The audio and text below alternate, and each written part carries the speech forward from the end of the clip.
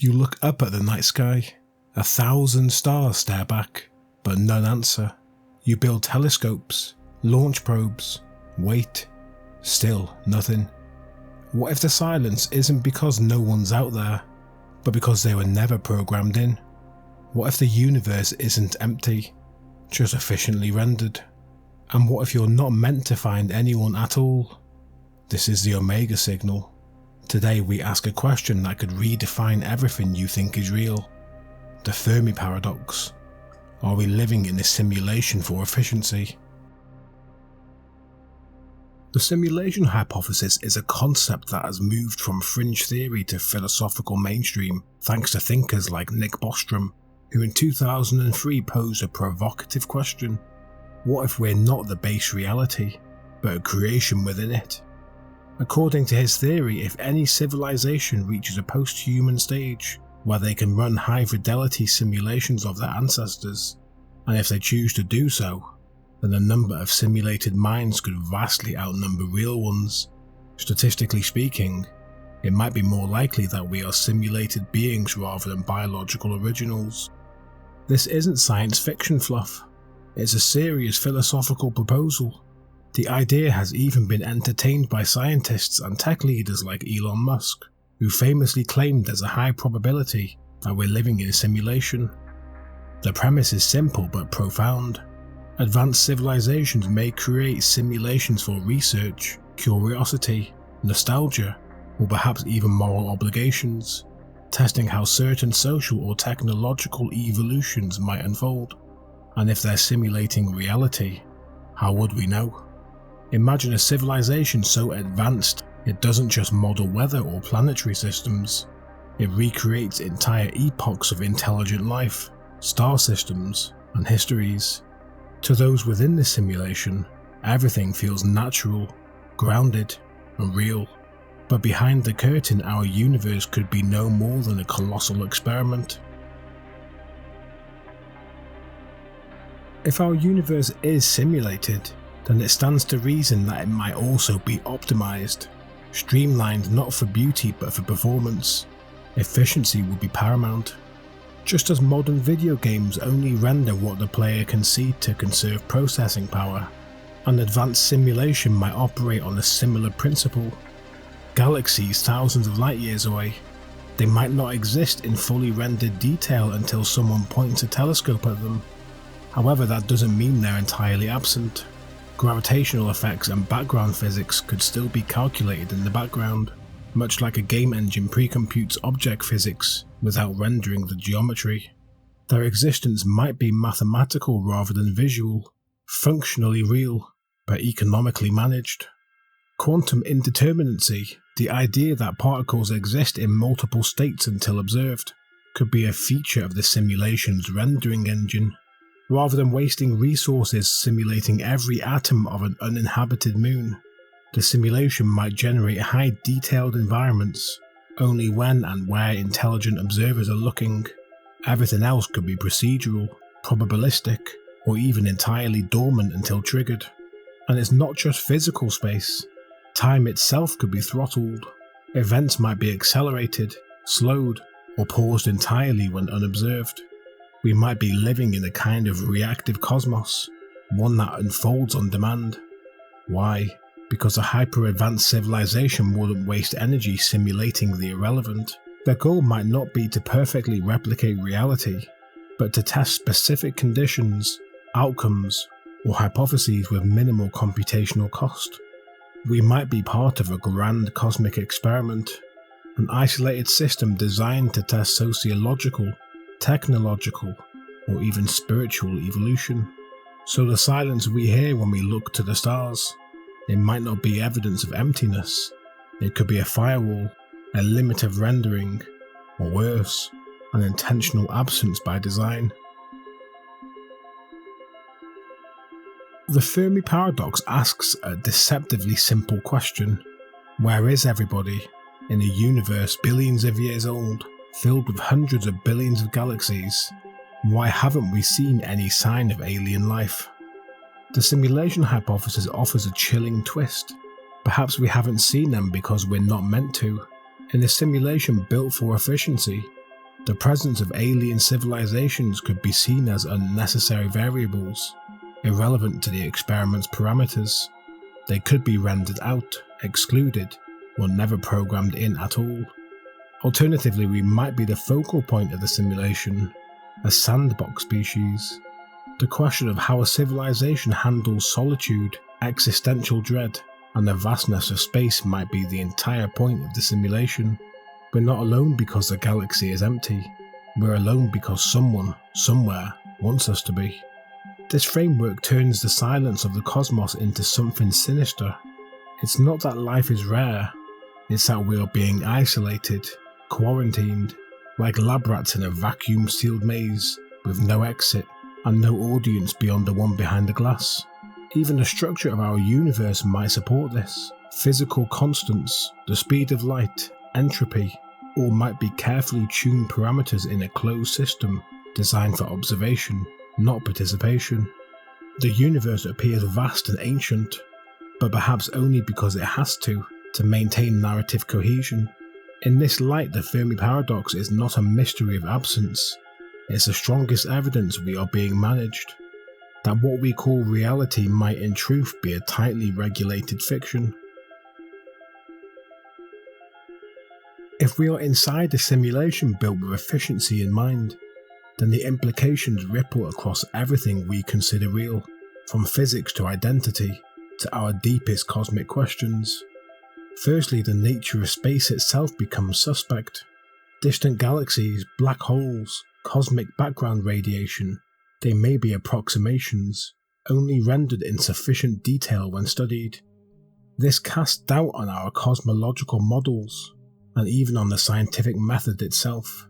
Are we observing true universal constants, or just a consistent output from an algorithm designed to appear coherent?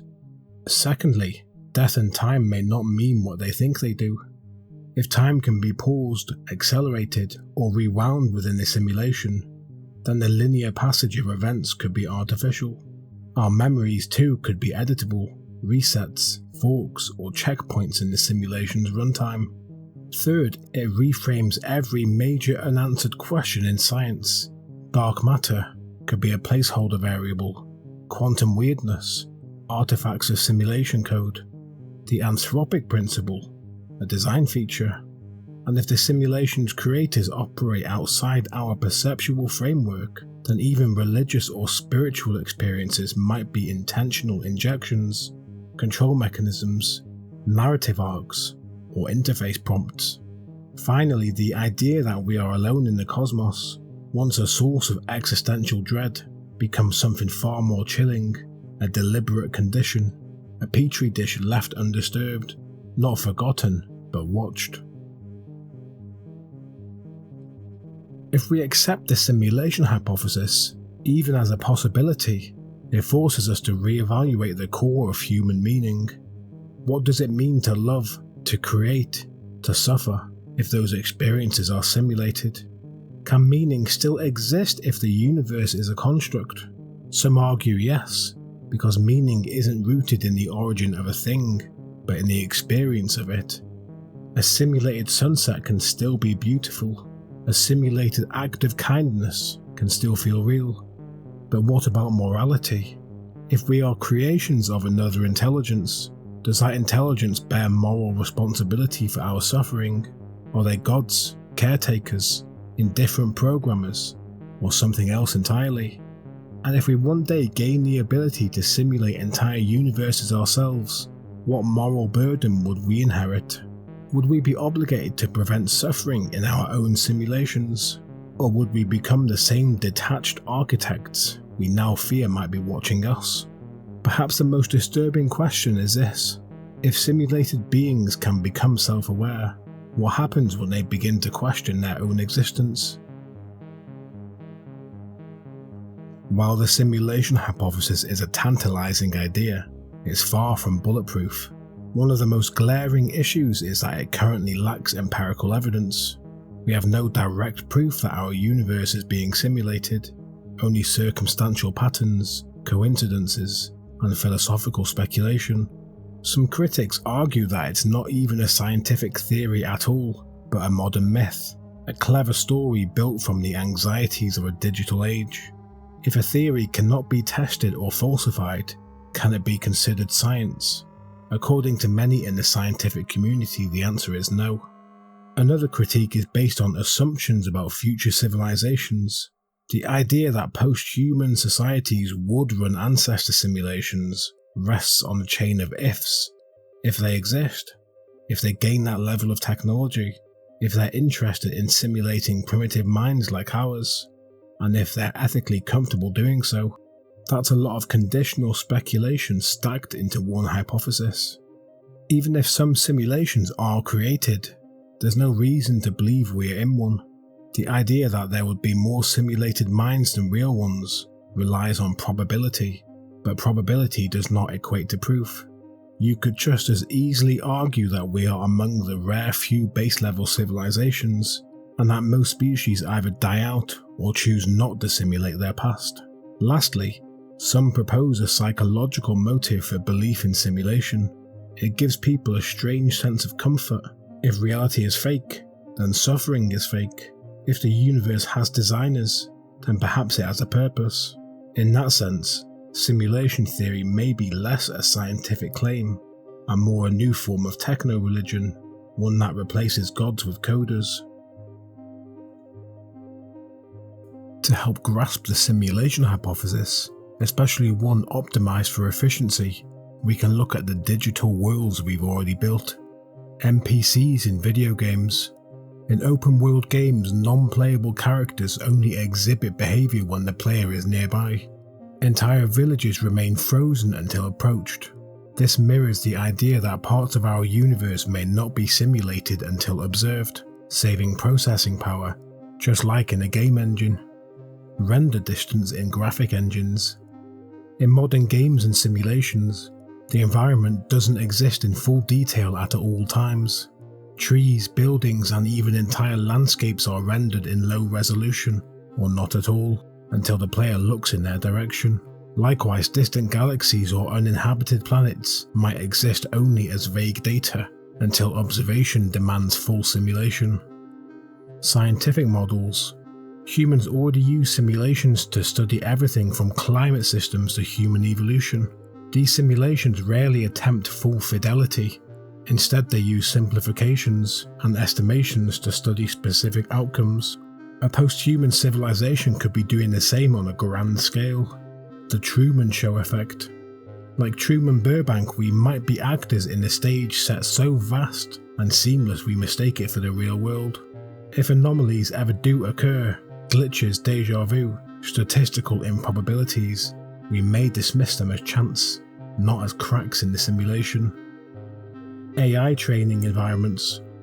We create artificial environments to train AI systems in constrained, efficient spaces. The AI doesn't know it's inside a simulation, it just reacts to the rules it's been given. From an AI's point of view, its universe is all there is. The same could be true for us. Together, these analogies reveal a consistent theme. We already build efficient, purpose-driven simulations.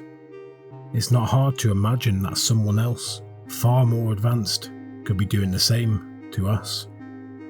The cosmos offers no easy answers, and if this really is a simulation, one fine-tuned for efficiency, then every silence, every glitch, every unexplainable moment might not be a flaw, but part of the design.